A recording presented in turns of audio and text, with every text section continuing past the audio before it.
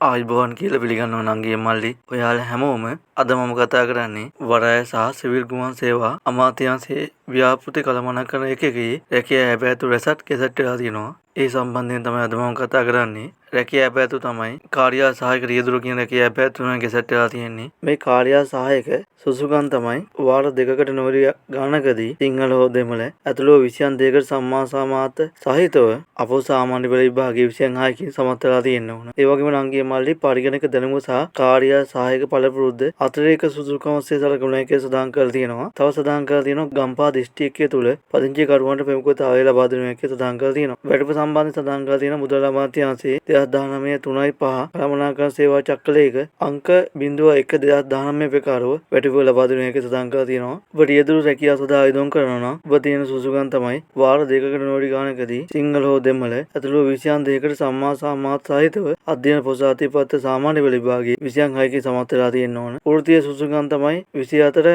CWT අඩු තාර බරක් සහිත පුද්ගලික හෝ කුලියටගත් වාහන සහ ස්ටේෂන් වැගන් පැදීම සම්බන්ධයෙන් මෝටාර් දෙපාර්තමේන්තු කොමසාරිස් ජෙනරාල් විසින් නිකුත් කරන ලද වළංගු රියදුරු බලපත්‍රයක් තියෙන්න ඕන. නව රියදුරු බලපත්‍ර යෝජනා ක්‍රමයේ අනුව බදවාගල වන දින සිට වසර 3කට පෙර අවම වශයෙන් C හෝ C1 පන්තිය හෝ B පන්තියේ වළංගු රියදුරු බලපත්‍රයක් ලබාගෙන තියෙන්න ඕන. පළපුරුද්ද සඳහන් කරලා තියෙනවා රියදුරෙකු ලෙස වසර 3ක පළපුරුද්දක් ලබා තියෙන්න ඕන. ඒ වගේම සඳහන් කරලා තියෙනවා නංගිය මල්ලේ පළපුරුද්ද සනාථ කිරීම සඳහා ලේඛන සාතික ඉදිරිපත් කරන්න ඕන. සාරික සුසුකම් තමයි උස අවම වශයෙන් අඩිපාක් වෙන්න ඕන. දිවා රාත්‍රී දෙකම සේවය කිරීමට සඳහා මනා සෞඛ්‍ය තත්ත්වයකින් සිටිය යුතු අතර පෙනීම හොඳ තත්ත්වයක තිබිය යුතු වෙනවා. ඒ රජයේ වෛද්‍ය නිලධාරියෙකු විසින් නිකුත් කරන ලද නිල සාහිතිකය මගින් සනාථ කළ යුතු වෙනවා. ගම්පහ දිස්ත්‍රික්කය තුළ පදිංචිකරුවන් ප්‍රමුඛතාවය ලබා දෙනවා. ආයුධකරුවන් තෝරා ගැනීම සඳහා ප්‍රායෝගික පරිශීලනයක් පවත්වා තමයි බදාගන්නේ. සාමාන්‍ය වයස අවුරුදු 64ට වඩා නොවැඩි වෙන්න ඕන. මේ රැකියාව දෙකට පොදු කොන්දේසි තමයි සේවකයන් EPF සහ වැටුපෙන් 8% දායකත්වය අරමුදල දැරිය යුතු වෙන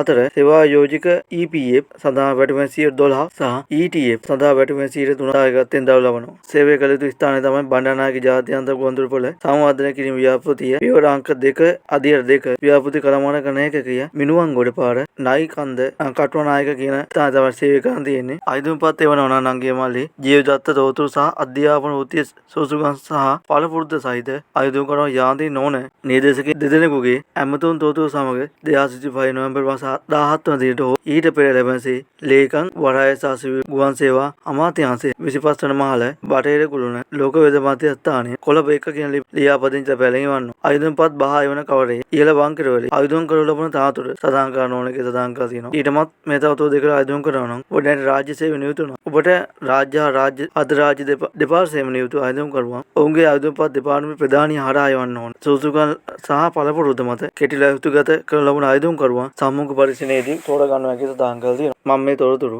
ඇප්ලිකේෂන් ආදී දේවල් ඩිස්ක්‍රිප්ෂන් එකේ දාලා තියෙනවා.